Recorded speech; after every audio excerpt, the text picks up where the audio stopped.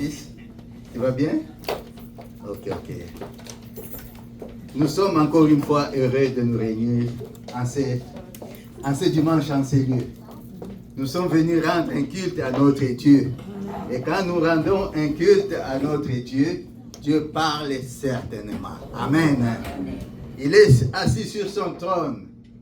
Il est en train de regarder les gens qui l'adorent avec sincérité. J'ai la ferme conviction que tu n'as pas quitté la maison pour simple formalité en ces lieux. Amen. Tu es venu célébrer ton Dieu. Amen. Ce n'est pas, il n'y a pas de liste de présence où on est en train d'écrire qui est là et qui n'est pas là. Mais nous avons été conviés par l'Esprit de Dieu. Et si l'Esprit de Dieu nous a conviés en ces lieux, c'est pour un but. Amen. Nous allons nous rappeler de quelque chose. Il y a 2 mois, tous les serviteurs qui sont passés ici, ils ont parlé d'une seule chose. C'est quoi?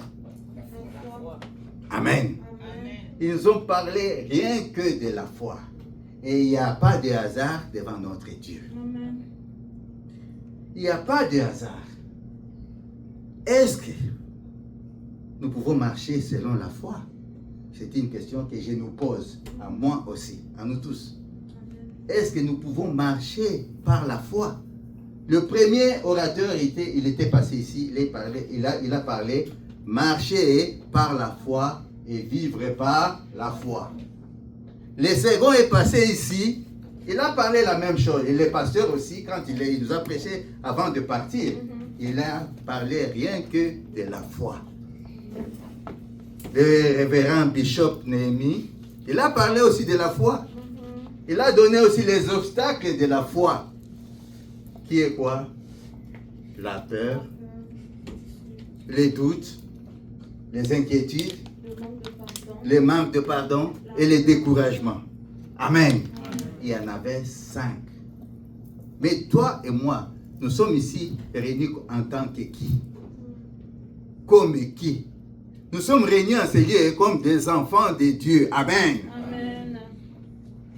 Ce n'est pas un hasard que tu sois un enfant de Dieu. Et quand Dieu parle à ses enfants, il leur parle pour un but. Pour un but. Tu te négliges parfois. Tu es précieux devant les yeux de l'Éternel. Tu es précieux. Parce que toi, il t'a connu d'avance. Tu n'es pas comme ces ramassis là qui ont suivi les enfants d'Israël quand ils ont quitté Égypte. Dieu a donné la parole. Laisse aller mon frère, mes enfants pour qu'ils m'adorent. Les Égyptiens ont entendu cela. Ils ont suivi les enfants d'Israël alors que ce n'est pas leur appel. Mais toi et moi, Dieu nous a connus. Amen. Il nous a connus d'avance. Et il nous a prédestinés. En nous prédestinant, il nous a aussi appelés. Ce n'est pas un hasard que tu sois ici, mon frère, ma soeur. Amen. Ce n'est pas pour un autre but. C'est célébrer ton Dieu. C'est de l'honorer. Aussi longtemps que tu vivras, tu as le souffle de vie, sache-le que tu es là pour célébrer et honorer ton Dieu. Amen. Tu es là pour honorer son Dieu. En t'appelant, il t'a aussi justifié. Tu es la justice de Dieu. Tu es la justice de Dieu et rien ne pourra te condamner. Amen. Est-ce que tu as foi à la prière que nous venons de faire ici? Amen. C'est une journée spéciale. Ne regarde pas celui qui n'est pas venu. Toi, tu es là. Et cette prière, c'est à toi qu'elle est adressée. Amen. Si tu reçois avec foi, avec conviction, cette parole, tu ne sortiras pas de ces lieux tels que tu es venu. Amen. Amen. En te justifiant, il t'a aussi glorifié. Amen. Il t'a glorifié. Tu es glorieux. Quand tu marches, marche tête haute, parce que tu es enfant de Dieu. Amen. Et tel qu'il est, tel tu es. Amen. Amen. Nous ne sommes pas n'importe qui. Nous sommes des enfants de Dieu. Est-ce que tu les sens et tu les sais du fond de toi-même? Alléluia. Amen. Alléluia. Amen. Est-ce que tu les sens au moins? Moi, je me réjouis quand je vais dans la présence de mon Dieu. Je sais qu'il est en moi. Amen. Et quand il nous réunit en ces lieux, c'est pour se glorifier. Amen. Et il parle de la foi. La foi. La foi. Et il dit, mon juste vivra par la foi. Amen. En te justifiant, il t'a glorifié. Et il t'appelle mon juste. Donc tu es son juste à lui. Amen. Tu n'es pas la justice du monde. Tu n'es pas la justice de qui que ce soit. Tu es la justice de ton Père qui est dans les cieux. Amen. Et il te dit, mon juste vivra par la foi. Amen. Alléluia. Donc la foi, c'est le fondement même de notre vie. Amen. Mon frère, ma soeur, tu ne peux pas vivre sans la foi. Hein? On nous a parlé longuement de la foi pendant 2 mois. Donc, Dieu a vu, Dieu a vu que nous avons cherché à basculer et à être secoués un peu. Mais il remet la parole dans la bouche de ses serviteurs pour qu'ils parlent de la foi. Mon frère, ma soeur, tu n'es pas n'importe qui. Tu es fils de Dieu. Et Dieu te déclare mon fils. Il est en train de se frapper la fractine. Il dit que mon juste. Toi, tu es son juste. Moi, je suis son juste. Nous sommes tous des justes et de Dieu. Amen. Il nous a justifiés. Et en nous justifiant, il nous dit que nous devons vivre par la foi. Amen. Alléluia. Nous devons vivre par la foi. Et si nous nous retirons de cette foi-là, quel sera notre sort? Nous pouvons lire d'abord dans Hébreux 10, 38 à 39.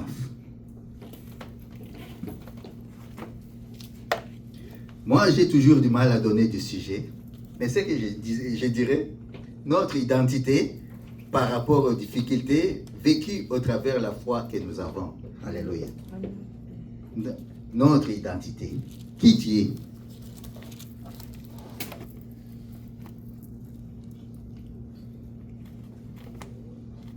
Rita, si tu as trouvé ma fille, tu peux lire. Hébreux 10, versets 38 à 39. Je lis la parole de Dieu. Amen. Et mon juste vivra par la foi, mais s'il se retire, mon âme ne prend pas plaisir en lui. Mhm. Nous ne sommes pas de ceux qui se retirent pour se perdre, Oui. mais de ceux qui ont la foi pour sauver leur âme. Amen. Amen. Mon juste, toi et moi, nous sommes des justes, déclarés par notre Père. Il nous dit, il nous conseille que nous vivrons par la foi. Et si nous nous retirons de cette foi qu'il a mis en nous et qu'il a tracée devant nous, il ne prend plus plaisir de nous. Amen. Amen. Mais toi et moi, nous ne sommes pas parmi ceux qui se retirent pour se perdre. Donc, si tu perds la foi, tu te perds. N'est-ce pas? Si tu perds la foi, tu te perds. Mais il te dit, toi et moi, nous ne sommes pas comptés parmi les gens qui se retirent. Nous sommes là. Quels que soient les tourments, quels que soient les problèmes, quelles que soient les difficultés que nous aurons traversées, gardons la foi. Gardons la foi.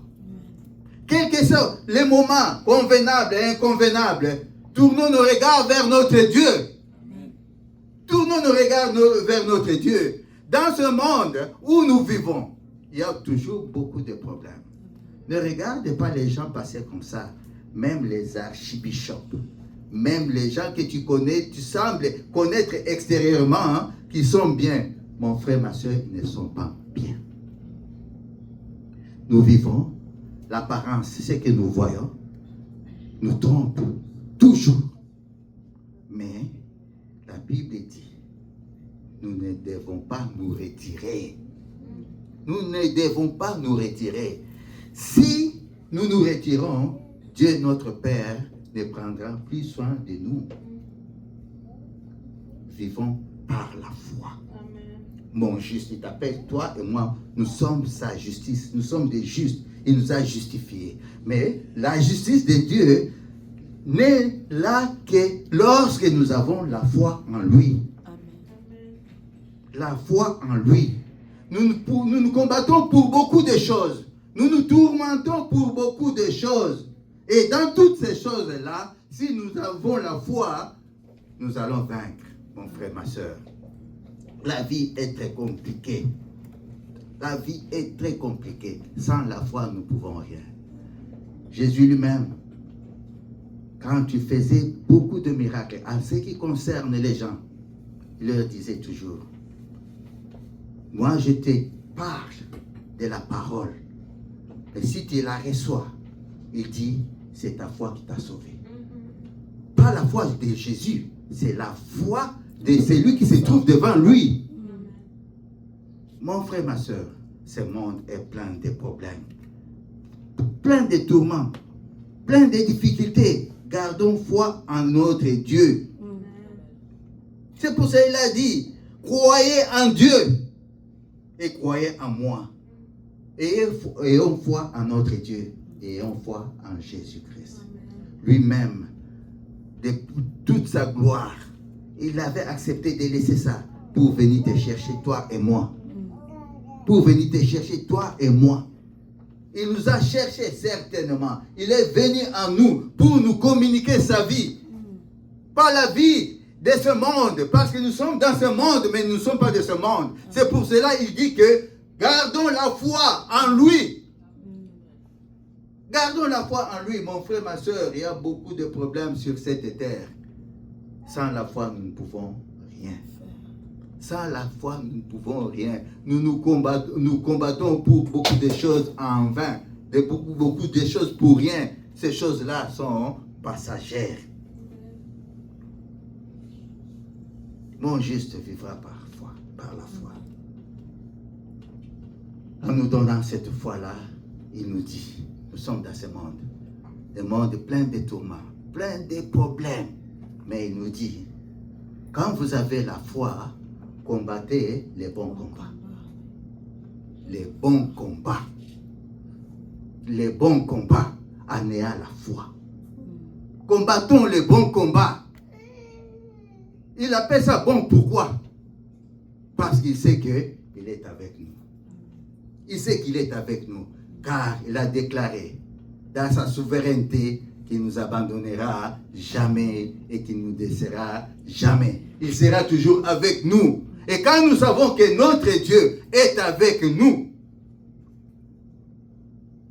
nous devons avoir cette conviction-là et cette certitude-là qu'il est avec nous. Nous sommes entourés de problèmes, de difficultés. Et quand ces difficultés-là, ces problèmes-là se présentent, nous cherchons à combattre de nous-mêmes. Oubliant que nous avons un Père qui s'occupe de tout. Un Père qui a dit qu'il sera avec nous tous les jours de notre vie. Croyez à moi et croyez à notre Dieu. Il est avec nous. Combattons les bons combats. Les bons combats.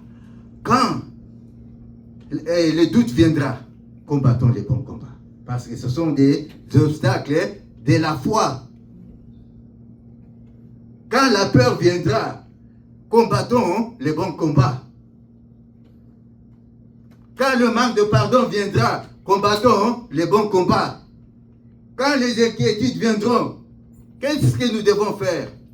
Nous devons combattre les bons combats. Parce que nous avons la foi. Nous avons la foi. Gardons la foi. C'est pour cela qu'il nous dit que mon juste vivra par la foi. Et ces obstacles-là resteront toujours tant que tu vivras sur cette terre des hommes. Ne crois pas que ces obstacles-là vont disparaître parce que tu es fils de Dieu. Non. Et ils seront toujours là. Mais il te dit quoi? Ayez foi en Dieu. Ne te décourage pas. Parce que ces obstacles-là, c'est comme si le baptême de feu, nous allons passer par là pour être éprouvé après et voir que Dieu est avec nous. Il nous dira, oui, fidèle serviteur, tu as combattu pour le bon combat, assis-toi ici. Assis-toi ici. Les obstacles là, c'est le feu à travers lequel nous sommes en train de passer. Mais si nous perdons la foi, nous allons nous perdre. Si nous perdons la foi, nous n'allons pas y arriver. Et nous sommes appelés à y arriver certainement. Amen. Parce que Dieu est avec nous. Il envoie sa parole et cette parole-là reste amen dans notre vie. Il a voulu nous parler de la foi. Ce n'est pas en vain. Marchons dans la foi.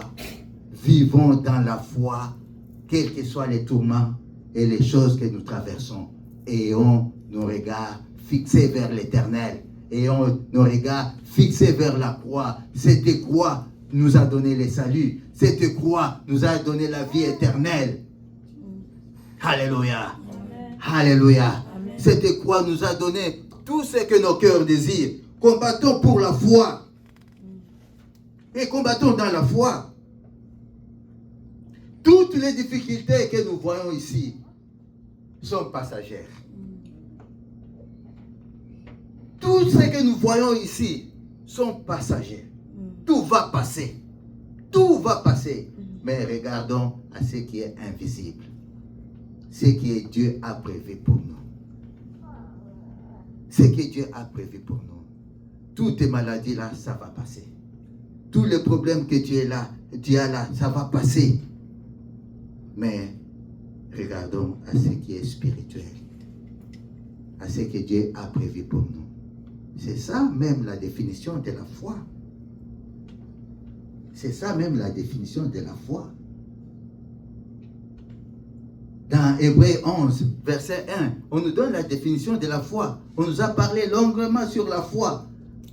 Dans cette église, c'est à cause de toi et moi, pour que nous nous remettions sur la ligne de la foi. Une démonstration, une assurance des choses qu'on espère. C'est ça. Une assurance, c'est quoi? C'est une certitude. Dans ce pays, on a ce privilège-là d'avoir carte d'assurance maladie. Amen. Nous en avons ici.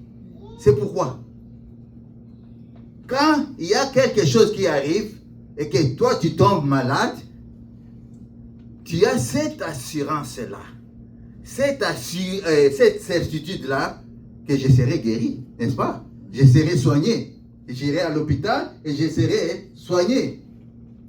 C'est une assurance de ce qu'on espère. Tu espères quoi? Une assurance, donc tu t'assures, tu as la certitude. S'il y a un problème qui arrive, j'ai la certitude que mon Dieu va m'accorder tout ce que je désire. J'ai la certitude que mon Dieu va me guérir. J'ai la certitude que si je manque le travail aujourd'hui, j'aurai le travail. J'ai cette certitude, une assurance, parce que je suis fils de Dieu. C'est la définition même de la foi. Hébreux 11, 1. J'ai cette assurance de ce qu'on espère. Tu espères quoi? Fais de l'éternel tes délices, il accordera ce que ton cœur désire.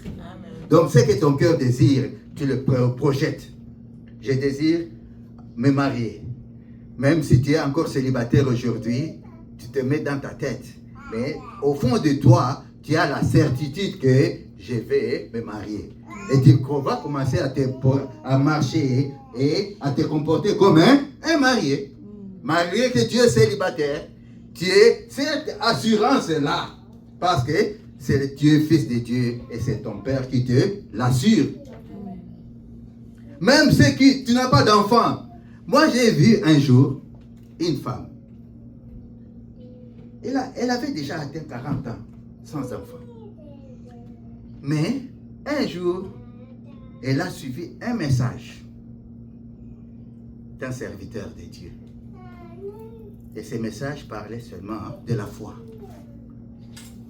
Elle-même, elle se disait avant, ah, là, j'ai déjà dépassé 40 ans.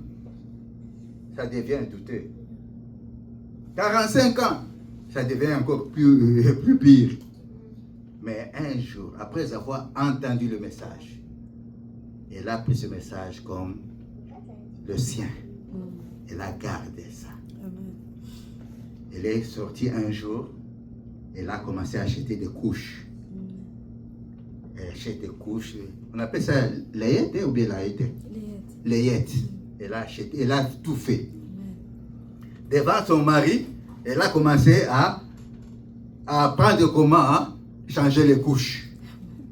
Mais son mari lui a dit, est-ce que tu es devenue folle?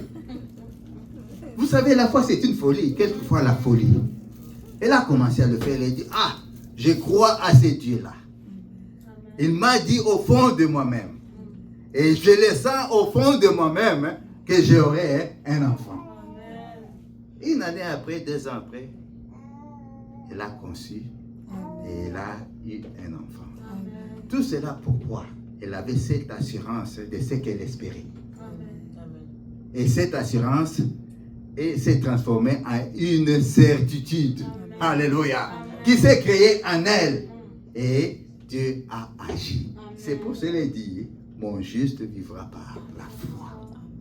Nous nous combattons pour rien. S'il y a quelque chose, tourne ton regard vers ton Dieu là. Et foi à ce que ce Dieu-là va le réaliser certainement. Amen. Alléluia. Une assurance, une certitude de ce qu'on espère. Alléluia.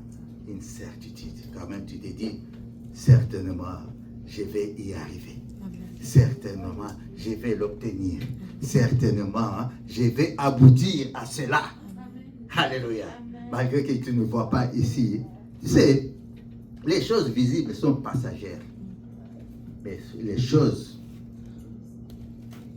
invisibles sont éternelles. Elles existent toujours. Si tu veux une voiture, tout ça c'est passager. Pourquoi t'approcher à tout ce qui est passager? Accroche-toi à ce qui est éternel. Amen. Accroche-toi à ce qui est éternel. Alléluia. Amen. Et la vie éternelle, et qu'ils te connaissent, toi, les vrais dieux. Et c'est lui qui t'a envoyé, Jésus-Christ. Moi, je les connais. C'est pour cela que je m'accroche à lui. Quel que soit les cheveux sont blancs, je m'accroche. Quel que soit je tombe aujourd'hui, je m'accroche. Quel que soit j'ai échoué aujourd'hui, je m'accroche parce que demain je vais réussir. Parce que j'ai foi en ce Dieu-là.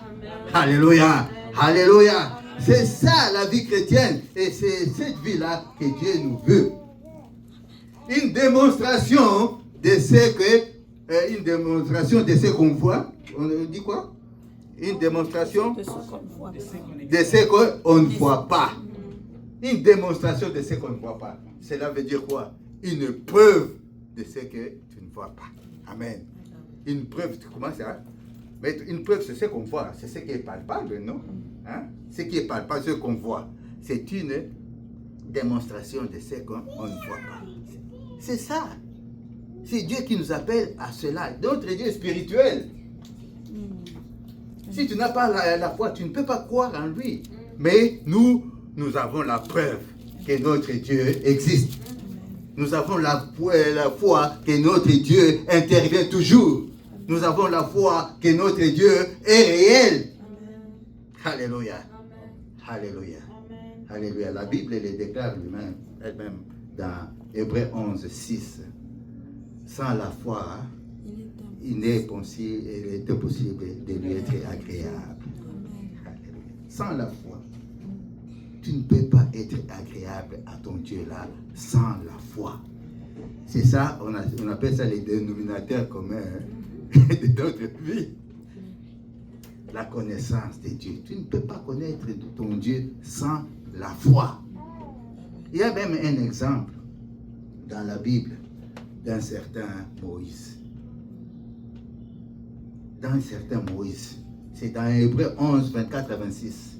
La Bible dit, c'est par la foi que Moïse est devenu grand. Alléluia. Amen. Il est devenu grand où? Dans la maison de la fille de Pharaon. Il était entouré de beaucoup de choses. Tout ce qui est visible était là.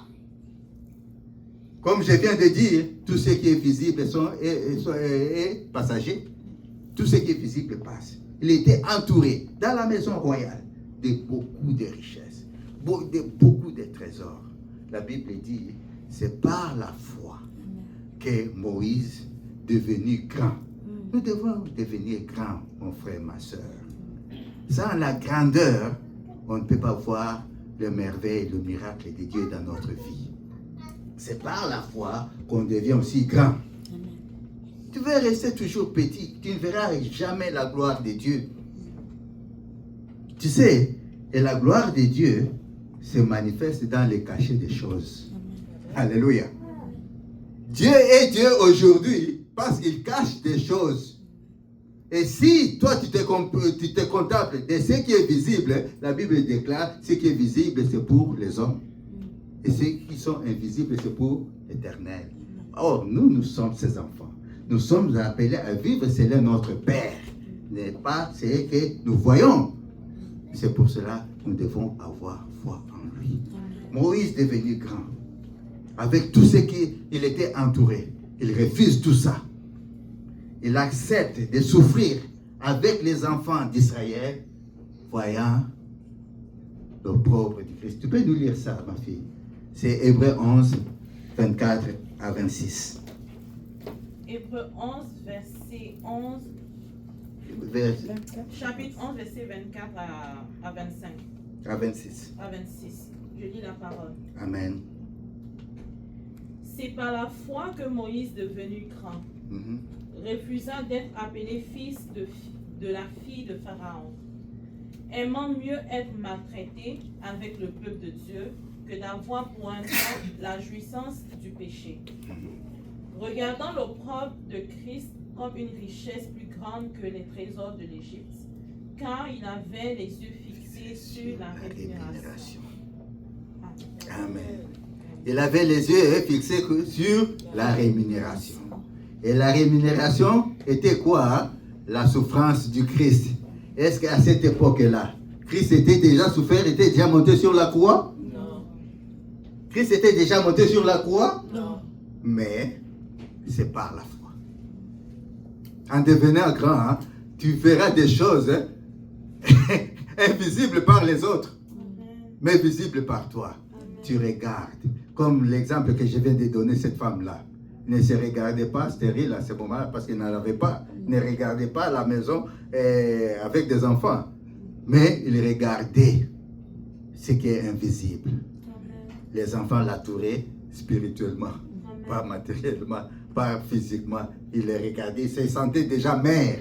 C'est pour cela qu'il commençait à s'appliquer, à faire quelque chose d'une mère peut faire pour les enfants. Il les regardait, les yeux fixés sur la rémunération. Et Dieu qui nous rémunère, nous accorde tout ce que nos cœurs désirent. Ayons foi en Dieu. Lèvons-nous et marchons. Lèvons-nous et marchons. Tu crois que les difficultés vont disparaître? Non. Elles seront toujours là. Tu crois que les problèmes vont s'arrêter aujourd'hui comme toi tu crois et tu as cru? Non. Les problèmes seront toujours là. Mais qu'est-ce que nous devons faire? Nous devons regarder vers notre Dieu. Nous devons regarder notre Dieu. Notre Dieu, c'est notre rémunérateur. Comme Moïse, il a regardé l'opprobre du Christ comme dépassant toute la richesse qui était en Égypte. Parce qu'il avait foi en son Dieu. C'est par la foi qu'il est devenu grand. Devenons grands, mon frère, ma soeur. Quels que soient les tourments, quels que soient les problèmes que nous traversons, devenons grands. Ces problèmes-là ne nous submergeront jamais. Amen. Nous serons toujours là. Amen. Moïse, on l'a jeté dans l'eau. Il a failli qu'il descende en dessous de l'eau. Mais lui, comme il était élu de Dieu, il était élu de Dieu. Et Dieu avait l'œil sur lui. Sa natte là, dans laquelle il était placé, était toujours l'eau, sous l'eau. Toi, les problèmes ne vont pas te faire tomber. tu le vis pour Christ, tu seras toujours là. Et les gens qui sont autour de toi diront, pourquoi tu ne tombes pas? Pourquoi tu ne tombes pas? Pourquoi tu ne meurs pas, quelle que soit la maladie que tu es? Pourquoi tu n'échoues pas malgré les problèmes? Pourquoi tu n'es pas brisé malgré les problèmes que tu traverses? Toi, tu es quoi? Tu es dans le désert. La flamme, les buissons de feu, c'est ce que je voulais dire, les buissons de feu. Les gens voient se brûler, mais ça ne se consume pas. Tu es un buisson ardent du feu. Les gens voient du feu tout autour de toi. Il ne va pas se réveiller parce qu'il est malade. Il est trop malade. Il commande beaucoup. Il est trop malade. Il ne va pas, comme dans ce pays, on dit que cette maladie a atteint le stade de 3. Il ne va pas s'en sortir. Mais toi, tu t'en sortiras toujours. Amen. Tu es un buisson de feu qui s'allume mais ne se consume pas. Amen. Parce que Dieu est avec toi. Amen. Prenons garde, les difficultés ne vont pas nous faire chuter, nous faire tomber. Nous irons jusqu'à la fin. Amen. Nous irons et nous y arriverons certainement. Amen. Nous y arriverons certainement parce que notre Dieu est avec nous. Il nous dit combat les bons combats. Il appelle bon parce qu'il sait que la victoire est avec nous.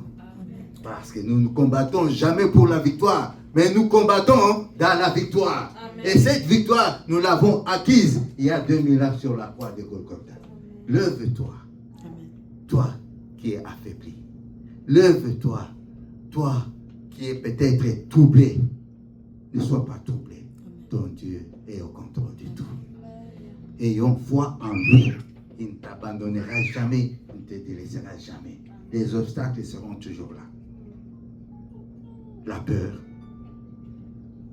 les inquiétudes, le manque de pardon, le doute, les découragements, ils seront toujours là. Mais toi, lève-toi, marche, parce que ton Dieu est là. Garde foi en ton Dieu là et combat les bons combats. Les enfants d'Israël, ils ont quitté Égypte. Ils sont arrivés quelque part dans le désert. Devant eux, c'était la mer. Ils ne pouvaient pas aller de l'avant. C'est Dieu qui les a ordonnés de quitter Égypte pour aller vers le pays qu'il les a promis. C'est là, ça se trouve dans Exode 14, 9 à 14. Tu peux nous lire, pasteur?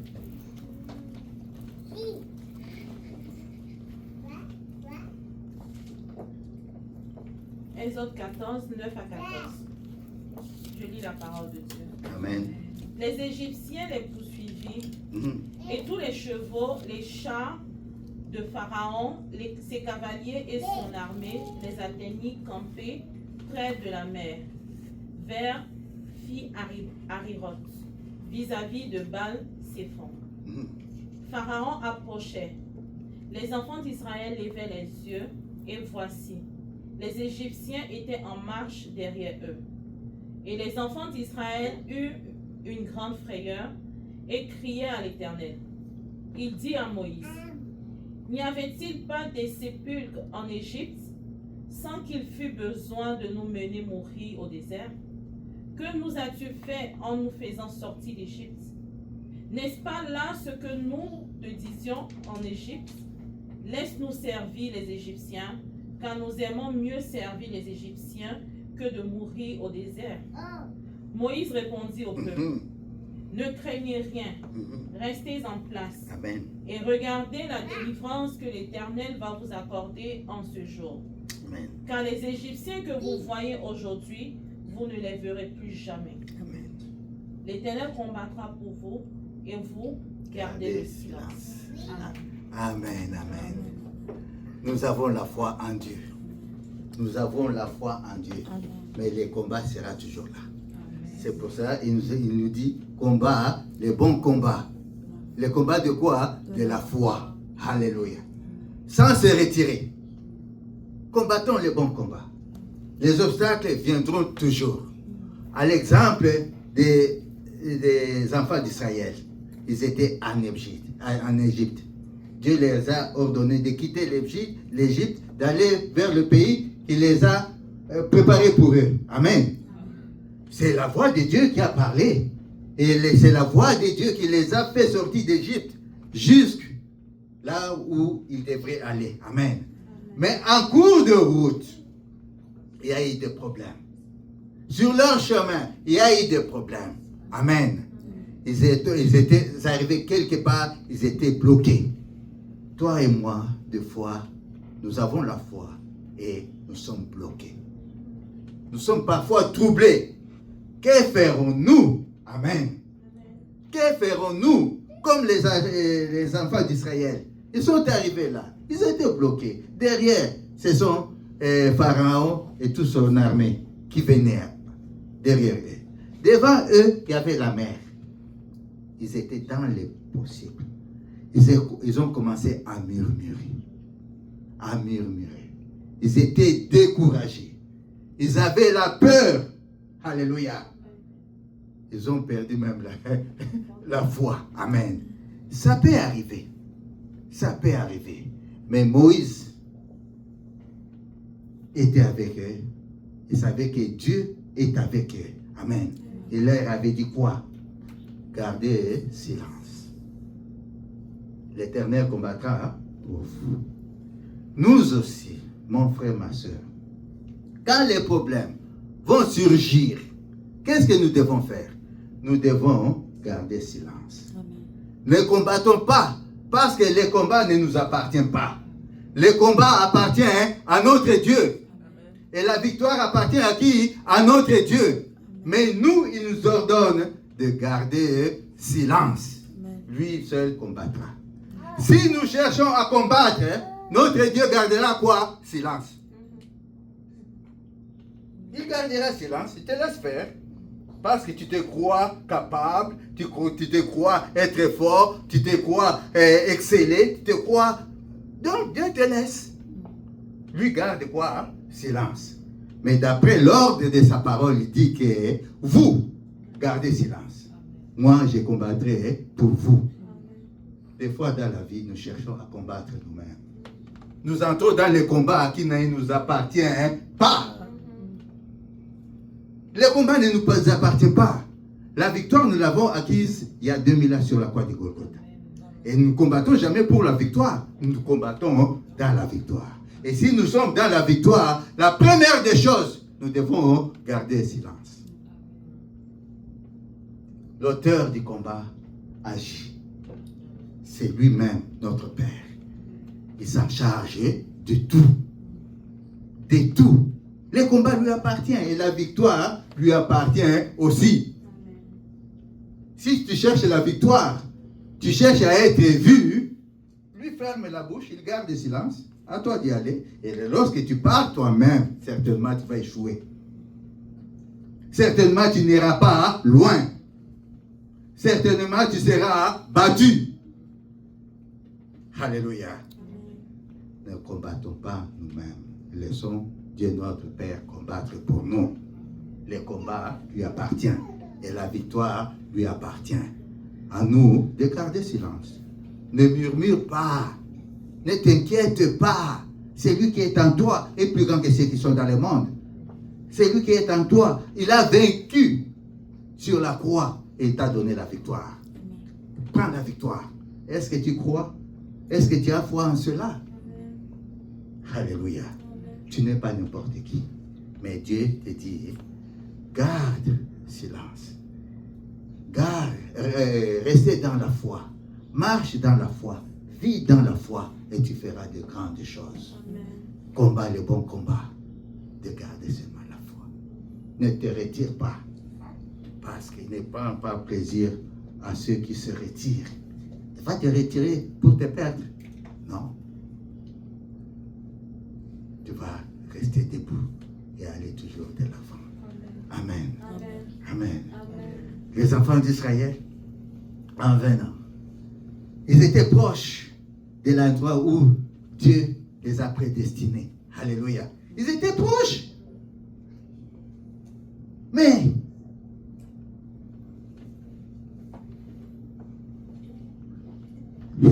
toi, tu es proche d'arriver à l'endroit où Dieu t'a prédestiné. Tu es proche d'arriver à ta destinée. Tu es proche d'atteindre ce à quoi tu es appelé sur cette terre des hommes. Mais c'est là, devant toi. C'est là, devant toi. Moïse, arrivé quelque part, il a dit, nous y sommes presque. Il a choisi 12 chefs des tribus. Allez voir et rapporter à vos familles ce que vous aurez vu là-bas.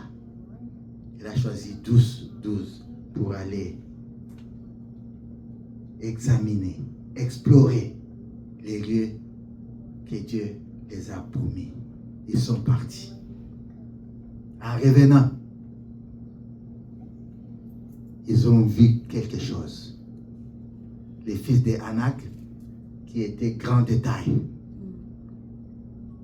Dieu leur avait dit, le pays où vous allez, ce pays fait couler le lait et le miel. Ce pays-là, je vous le donne. À vous, à tous vos descendants. Allez explorer. Ils sont partis. Réellement, ils ont vu des grandes choses. Des grandes choses. Et le pays était beau. Quand ils sont venus rapporter la nouvelle, 10 ont dit ceci. Oui, nous avons vu la vigne. Je pense que la vigne qu'il y avait là-bas était transportée par 2 personnes. Une grappe de vigne. Quelque chose qu'on peut prendre à la main comme ça. Mais à Canaan, c'était des gros.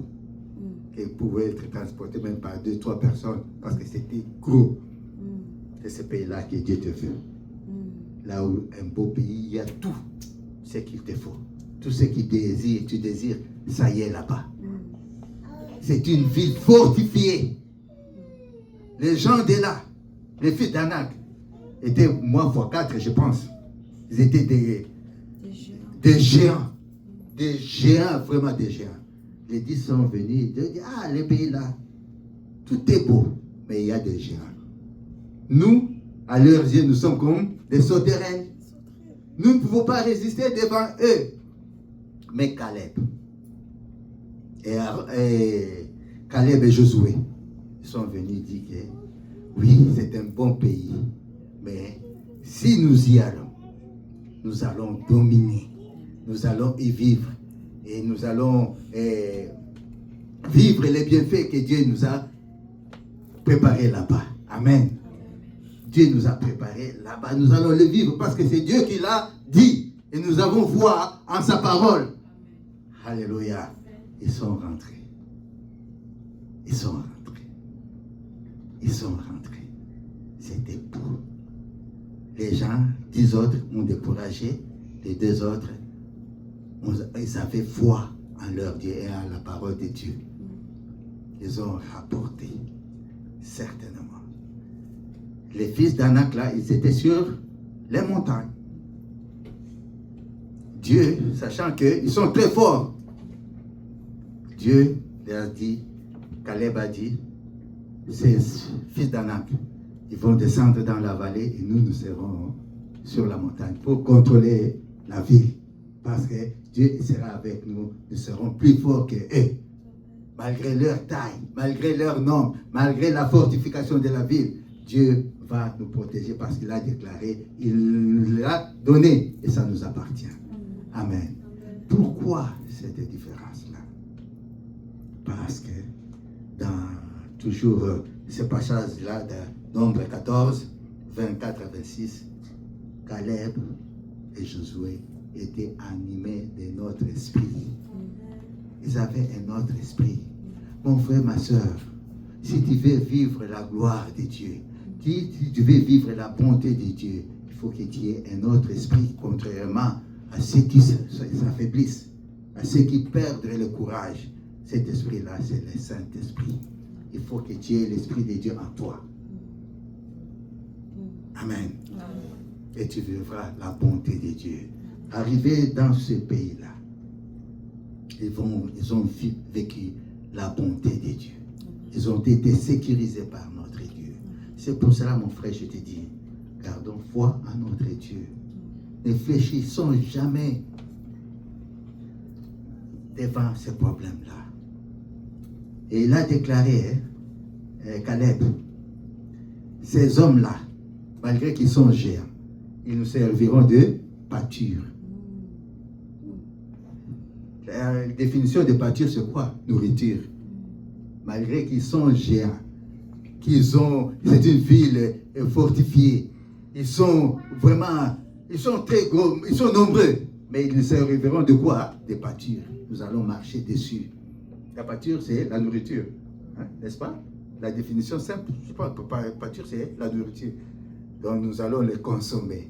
Nous allons les consommer. Tous les problèmes que tu traverses aujourd'hui, toutes les difficultés que tu traverses, ça serviront de pâture pour toi. À moins que tu gardes la foi. À moins que tu t'abandonnes entre les mains de Dieu. Ça va passer. Et tout cela, ça sera un grand témoignage. Un jour tu diras, oh, ni t'étais ce Dieu-là, je ne serais pas ce que je suis aujourd'hui. Ni t'étais la présence et la bonté de Dieu, je ne vivrais pas cette paix que j'ai aujourd'hui. Parce que j'ai cru en son nom. J'avais foi en lui. Mon frère, ma soeur, gardons foi. Gardons foi. Ce n'est pas en vain que Dieu a donné sa parole. Cette parole pour nous donner de la force.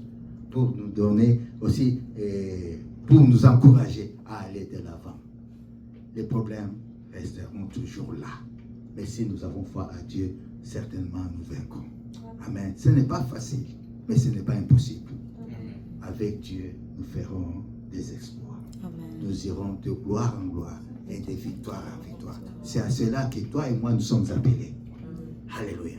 Les malheurs, les difficultés que nous traversons, ça nous serviront de témoignages et de pâture. Alléluia. Ils seront toujours là, mais ayons nos regards tournés vers notre Dieu. Il est bon, il est puissant. Les problèmes seront toujours là, tant que nous serons dans ce monde, parce que notre ennemi, il est descendu avec une grande fureur. Nous sommes dans ce monde, mais nous ne sommes pas de ce monde. Nous devons tourner nos regards vers l'invisible. Et l'invisible, c'est Dieu qui nous l'accorde, notre Père. Il est au contrôle de tout. Que Dieu bénisse sa parole. Nous allons nous lever, nous allons prier pour notre foi et pour tout ce que nous sommes en train de traverser. Ayons confiance en notre Dieu. Il agit certainement pour la gloire de son nom. Pas pour notre gloire à nous, mais pour la gloire de son nom, prouvant qu'il est notre Père et qu'il ne nous abandonnera jamais. Amen.